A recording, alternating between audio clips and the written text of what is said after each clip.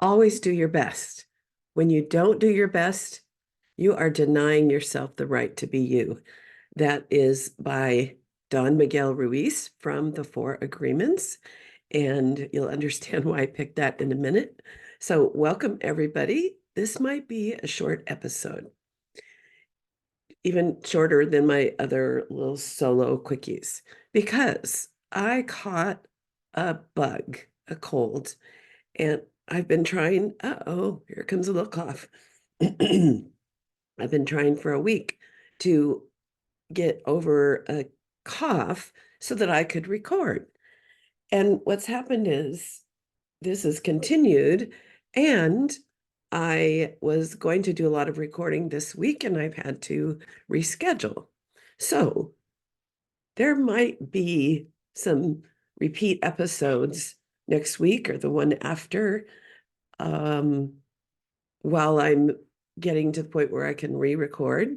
Hope this is making sense, because right now I'm doing my best with where I am. And my brain is fuzzy and squishy, and my voice is not great.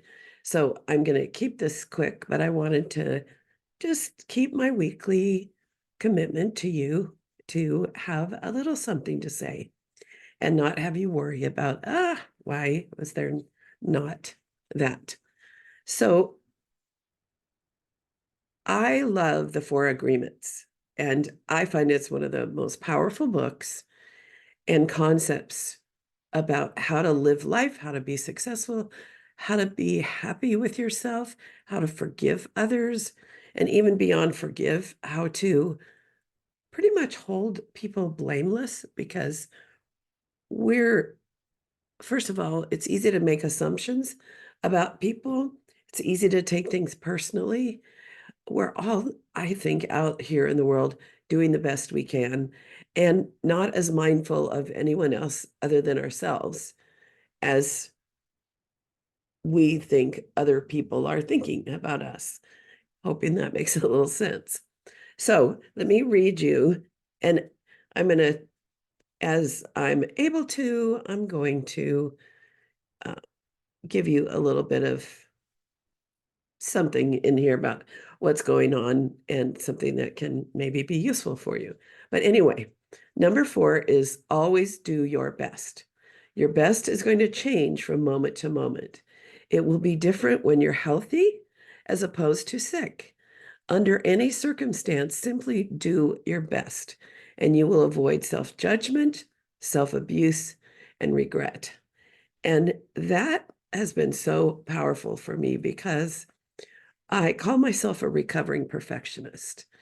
And the recovering part is because I've learned that I'm not the same at any given moment, and that doing my best doesn't mean always be your potential best, because that's unrealistic. And also, it makes it really hard to live. So today, if you're watching the video, I have no makeup on. My lighting's okay. I look a little bit scruffy. I put some lipstick on. That's the the best I could do. And um and I'm getting this. I'm making this happen. So I'm excited about all of that. Uh I'm going to pause one sec because I have a thought and I need to organize it so I'm not just babbling. Stay tuned. Okay, something that I wanted to kind of share about what's been going on in my life that connects to all of this is that I set goals actually about a year ago, and it's taken some time to pull some of these together. My home is over 100 years old now, and the paint job that I had done decades ago needed to be redone. There is a little pantry that I had a goal of getting really nice IKEA kitchen pantry materials done. And so I intentionally set some goals for that with some timelines. And why am I mentioning this? So my house is painted and the pantry got built. And then I got sick. So I haven't put all the things in the pantry organized. I haven't decorated the outside of my house with plants and made sure things were put away so that you can really see the beauty of it. It put me to a standstill for the last week and a half. I'm not sure where this came from, but there's little boys that walk around the block, and when they see me, if I happen to be out on my porch, they run up and give me a great big hug. And I think I might have gotten it from that hug. And those hugs mean everything to me as a person in this little home, living by herself. So, anyway, another thing that's come up in this that I wanted to share is the importance of acceptance. And that is an across the board power stance, is wherever you are in your business, in your life, in your health, in your education, your photography, your hobbies, where you are reading a book, whatever you're doing, accepting that where you are is where you are and not putting energy into the frustration about it as much as possible can be very powerful and useful and allow us to relax. I noticed when I was kind of coughing in a way that I had a hard time breathing, when I started to like calm myself and accept instead of being like afraid, oh my gosh, I can't catch a breath, then I was able to relax, and then I had more ability to work through that. And um, yeah, and I accept that my brain right now is a little mushy, so there's that. But even like, I don't know if you've heard the story of the farmer who a horse. He found a horse when he was out in the field, but this is so powerful. I think it's a Buddhist story. Farmer's out in his field, and this beautiful horse shows up in his field. And the neighbors all say, oh, yay, how fortunate. And he says, I don't know. Could be good, could be bad. So then the army came through all the villages and took all the able-bodied men to go to war. And everyone, oh, wait, sorry, back up. Okay, so his son was riding the horse and fell and broke his leg. And everyone said, oh, how unfortunate. And he said, I don't know. Could be good, could be bad. So then the army came through the villages, took all the able-bodied men to go off to war and be soldiers. But because his son had a broken leg, they didn't take him. And all the neighbors said, oh, that's so fortunate. And he said, I don't know. Could be good, could be bad. And that story could go on and on and on and on. So, perspective, um, not getting locked into either what's wonderful or what we don't like, looking for the places to be grateful, looking for the places to make change is a very powerful stance. And I'll give you an example, and this is another reason I might have a little cold. Little, I've been down for the count for 8 days, pretty much. um, Not COVID. I did take a COVID test. Is I was in small claims court because I hired a painter and he did a terrible job. And so I've sued him because I had paid him uh, quite a bit of advance for work that then he didn't do, because at a certain point I had to fire him, and he never tried to pay me back for the unused portion, and I had quite a bit of repair that I had to pay for. So anyway, that's pretty stinky, but I took him to court and I won. And so that's the awesome thing. But so the person that was painting next door had seen what the my original painter had done, felt sorry for me, and gave me a great price to finish the job. And he's the nicest man in the world. And from knowing him, when I had my electricity go out in my house, yeah, could be good, could be bad. I met the nicest man who was extremely professional, very affordable. We collaborated to try to problem solve because it was a big deal. My house has old, what's it called, knob and tube in some areas. So the chain of events, bad painter, good, bad, the electricity went out, good that that I found this new guy, and there's more goodness that's come from all of that. And in our businesses, when we take that attitude of like, yes, it's fine to be upset when things don't go our way, but to accept, to keep an open mind and open heart about what might come from it. Or sometimes it's just like I don't usually say a curse word, but this is one time I loved, and it really helped me when there decades ago there were bumper stickers that said shit happens. And I was always so upset and resistant to the idea that sometimes things just happen.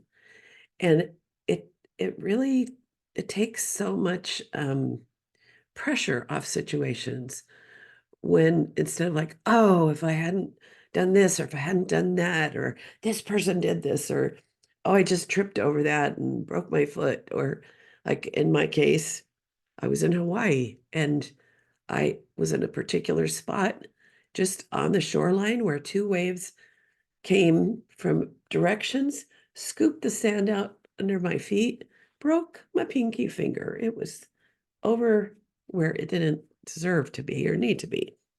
And it's hard for me in circumstances like that to accept that I was doing my best. But at the time, my best was not paying attention to some signs that maybe that wasn't a good spot to go get in the ocean, but stuff happens. So I guess the point is be easy on yourself, be easy on other people, but also look for those opportunities. Keep a clear mind.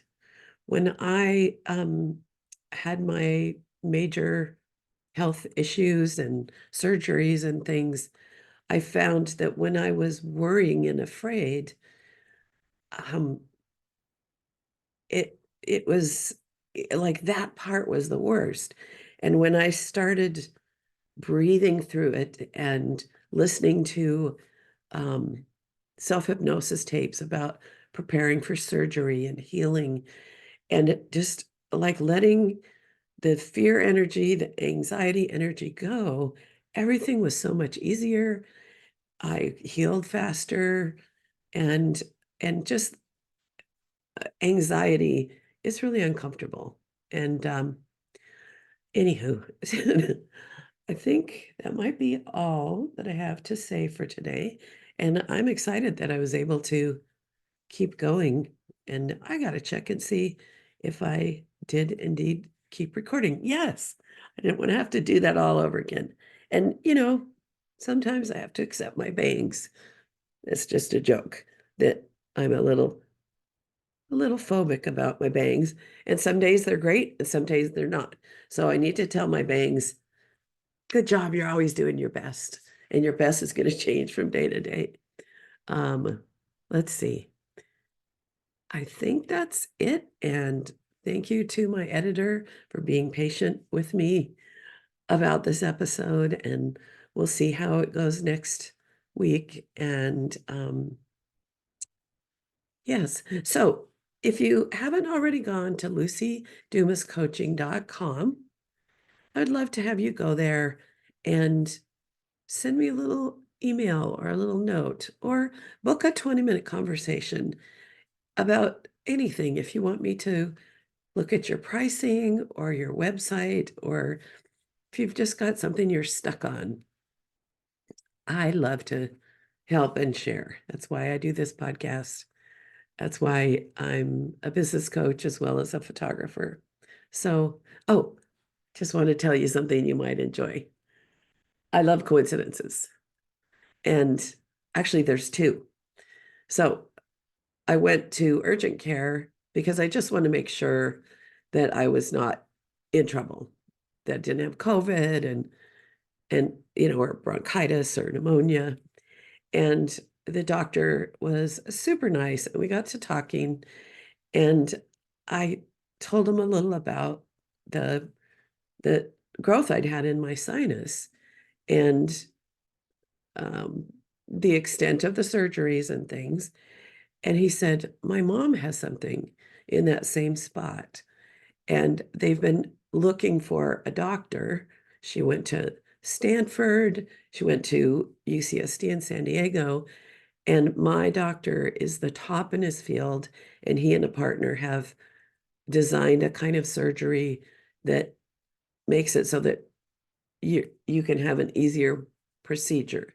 So the coincidence that I met this doctor who has a mother that really needs to go to a special specialist, we both were just like, oh my gosh, that's amazing. So that one's the more serious one, and I holding her up for healing. So the other thing, I do Wordle every morning, kind of keeps my brain a little bit functioning.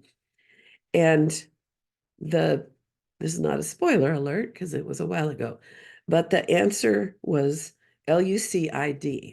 Now my name is Luci Dumas or Lucy D, Lucid. Of course, the word is lucid. But the fun part, I thought that was super fun. I was on my porch, some neighbors were walking by, and I said, hey, I just did my Wordle. And these were stranger neighbors, not people that know my name. And the answer today was my name. And he goes, your name is Lucy? I said, yeah. And he said, my mom's name is Lucy too, with an I. So all that little magic moment of, first of all, that he knew it was Lucy when I said that. And then I don't know if imagine his mom might have texted and said, guess what? Wordle is my name or something. But anyway, life is full of wonder, isn't it? Surprises and fun. So that's it for now. I'm going to send this off so that we can get it posted. Hopefully not too late in my normal cycle. Don't forget that if you want to think, oh, how scruffy does she look? Go to my YouTube channel, which is The Profitable Photographer with Luci Dumas. And anyway, and say hi there. I'd love if you would subscribe. And remember, you're amazing and you're always doing your best. Just keep showing up. That's how business grows. That's how success grows. Don't let anything take you all the way to inactive. Although it's okay to be that for a time. I've been pretty inactive this last 8 days, but my job has been to manage my issue, and that has been enough. All right. Send you a big hug, but cootie free, and talk to you later.